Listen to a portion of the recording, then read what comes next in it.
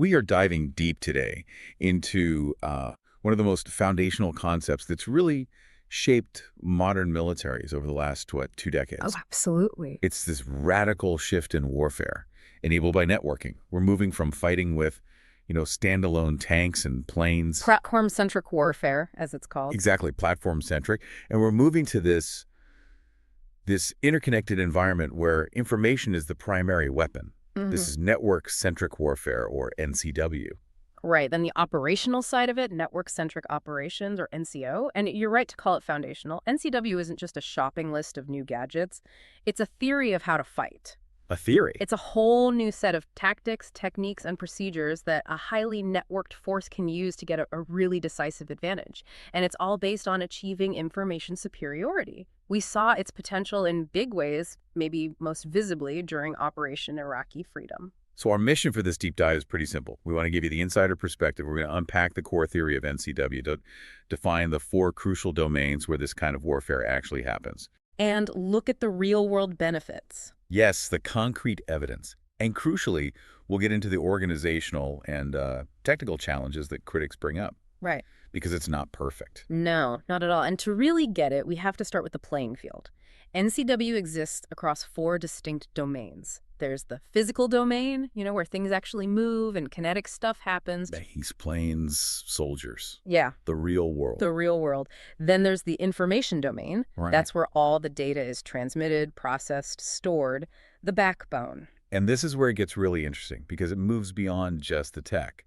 We also have the cognitive domain. Right, the human space. The messy human space where people have to make decisions, assess risk, use their judgment. And finally, the social domain. People often forget this one, but it's so critical. It's about human interaction, organizational culture, the trust that lets people collaborate at high speed. NCW has to fuse all 4 of those together to work. That distinction, physical, information, cognitive, and social, it makes it immediately clear this is less about the machines. And much more about human organizational behavior. It absolutely is. And this brings us right to the core working hypothesis of NCW. It's really a value chain built on 4 interconnected tenets. A value chain, okay. Yeah, if you do tenet 1, it enables tenet 2, and so on until you get that decisive advantage. So what's the starting point? How does the network actually turn all that data into tactical superiority? Tenet 1. A robustly networked force drastically improves information sharing. It's not just a little better, it's an order of magnitude leap in how data moves across the organization. Okay, but here's where the human element comes in, right? Does just sharing more information automatically make things better? I mean, in the civilian world, more data can just mean more confusion. That is the critical pivot point, which brings us to Tenet 2. Improved information sharing, if you handle it correctly, enhances the quality of that information and leads to shared situational awareness. So everyone starts seeing the same picture. Everyone gets on the same page, a common operational picture, and this allows for enhanced collaboration. And when everyone sees that same picture, what does that let the units on the ground actually do? Tenet 3.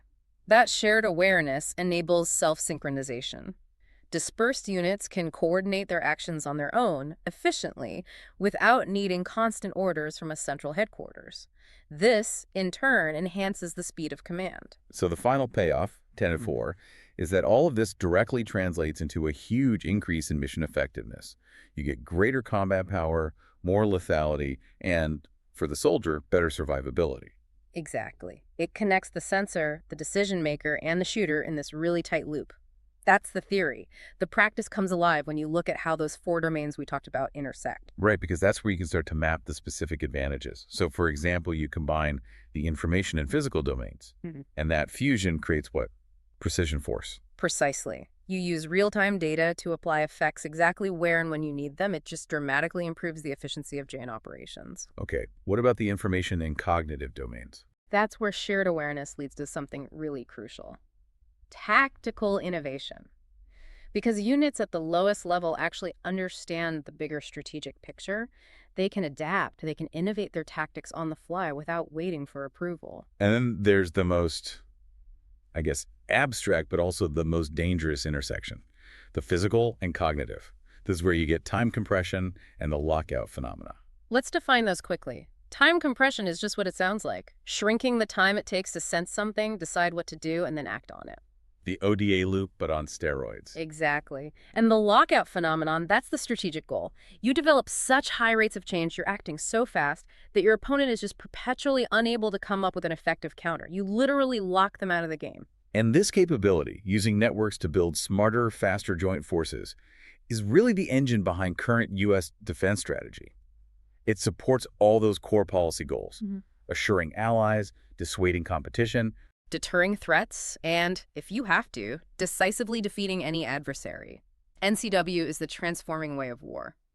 We're moving past the old industrial age idea of just massing forces. So there are new rules. And the first rule, the Prime Directive, seems pretty straightforward. You must fight first for information superiority. That's it. If you don't win the information war, everything else becomes exponentially harder. Once you have that edge, you can start to adopt these new rules of engagement. You can increase the speed of command. Which then lets you have dispersed forces and non-contiguous operations. Instead of big, vulnerable columns of tanks, your forces can operate over huge distances and focus on massing effects, not bodies. We call that demassification. And because the information flow is so fast, a tactical action on the ground can suddenly have operational or even strategic effects. It compresses the levels of war. Yes. A small networked unit could potentially alter the course of a battle that traditionally would require a massive army headquarters just to orchestrate. Speed is truly the defining factor. It's critical to the whole deter forward idea, speed of deployment, of employment. Because if you can decide and act faster than your opponent, You define the initial conditions in your favor. And by repeating that over and over, you create that lockout. You create new operational realities so fast the opponent simply can't cope. this sounds great in theory, but we actually have hard data on how this works in the field. Let's look at Operation Iraqi Freedom versus Desert Storm just 12 years earlier.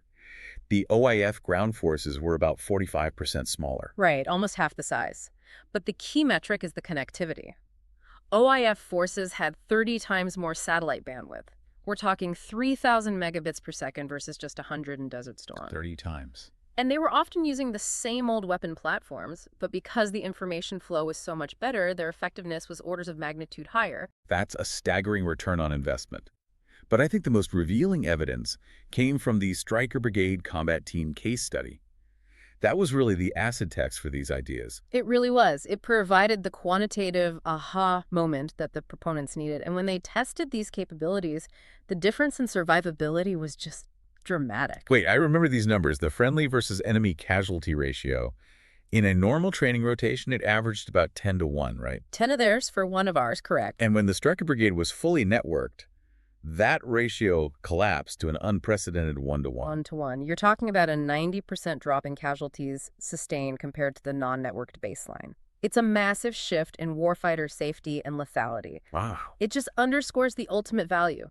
The information advantage saves lives. And beyond that, the speed of command and engagements went from an average of 24 hours down to 3 hours. 24 hours to 3. And the quality of shared information, that situational awareness we talked about, it soared from just 10% to 80%.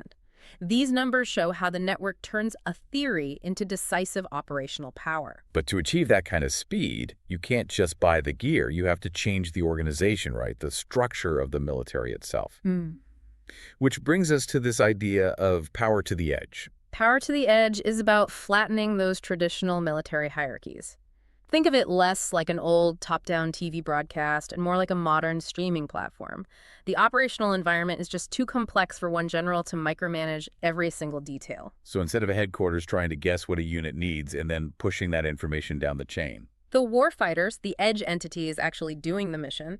They pull the essential information they need from widely accessible repositories. You manage the complexity by pushing the authority out to the people closest to the action. and this kind of universal access needs a massive technological backbone holding it all together. What is that? That would be the Global Information Grid, or the GIG, specifically the GIG Bandwidth Expansion Program.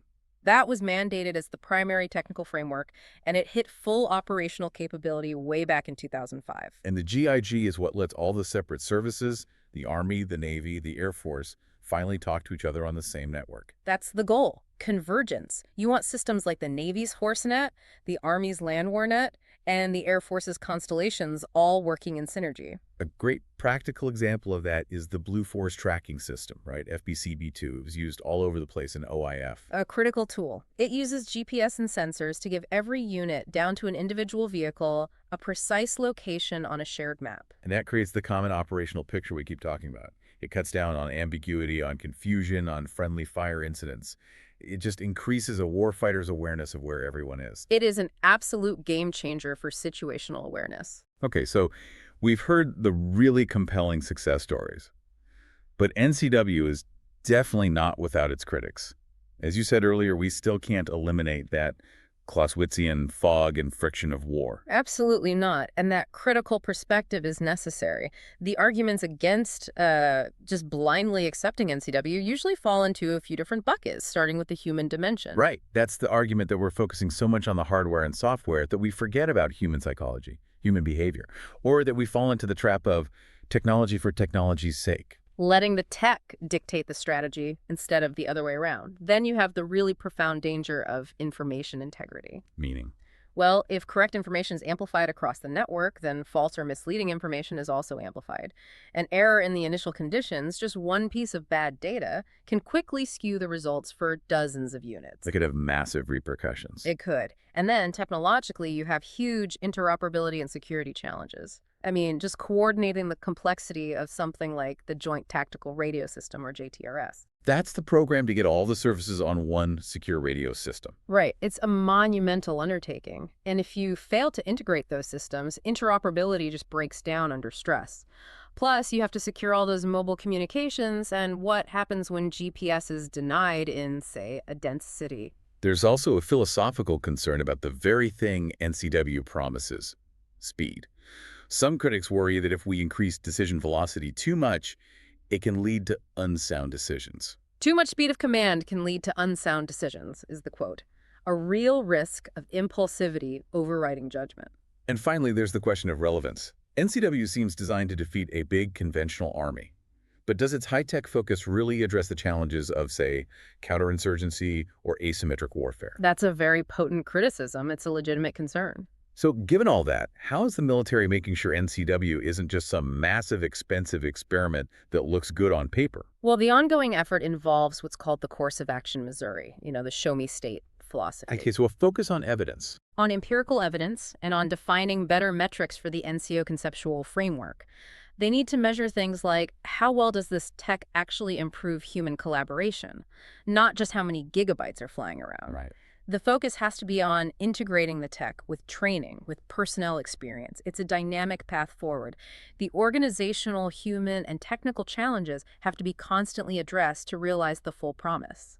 So at the end of the day, NCW is a theory of war focused less on the satellites and the software and more on human behavior and organizational change that's enabled by the network. That's it. It fundamentally changes the relationship between a sensor, the person making the decision, and the weapon system delivering the effect. It's about linking geographically dispersed forces to achieve a common awareness. Which allows for that self-synchronization and speed of command. We are moving toward full convergence at all levels of conflict. And that brings us back to that massive competitive advantage we started with. The ability to define and alter the operational reality faster than your opponent can react. Which leaves us with a final provocative thought. If NCW's greatest strength is the ability to create such high rates of change that an adversary is perpetually locked out, literally defining new realities faster than they can react, what does this do to the traditional concept of military defeat? If your opponent is consistently operating in a twilight of bad information while your forces have 80% clarity and 3-hour decision cycles, what new forms of competitive stress could you impose? We might be moving toward a future where defeat isn't marked by a final battle, but by a continuous state of cognitive paralysis. And that's the question the information age compels us to explore.